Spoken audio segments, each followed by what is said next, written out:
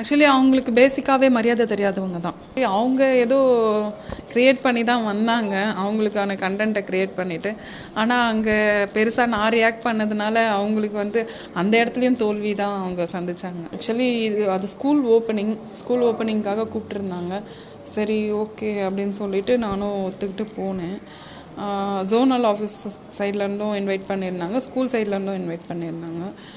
Mayor வராங்க அப்படின்னு முன்னாடியே சொன்னாங்க. ஓகே, நான் கேஷுவலாக தான் போனேன்.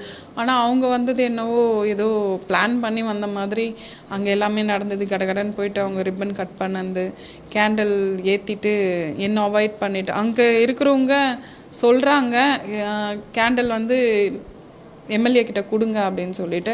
ஆனால் அவங்க என் கையை தடுத்து விட்டு பக்கத்தில் இருந்தவங்க கிட்ட கேண்டில் கொடுத்து ஏற்ற சொன்னாங்க. அது எந்த வகையில் கரெக்டுன்னு எனக்கு தெரியல. ஆக்சுவலி அவங்களுக்கு பேசிக்காகவே மரியாதை தெரியாதவங்க தான். அது என் தொகுதியில் கேட்டாலே தெரியும்.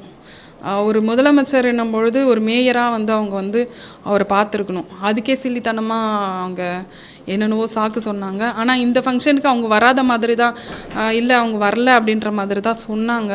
ஆனால் நான் வரேன்ட்டு தெரிஞ்சு அவங்க வேணுமுன்னு வந்த மாதிரி வந்தாங்கன்னு சொல்லிட்டு அங்கே சொன்னாங்க. இல்லை மேடம், எங்களுக்கு தெரியாது, அவங்க வரலன்ட்டு தான் சொல்லிட்டு இருந்தாங்க, திடீர்னு வந்துட்டாங்க அப்படின்னு தான் சொன்னாங்க.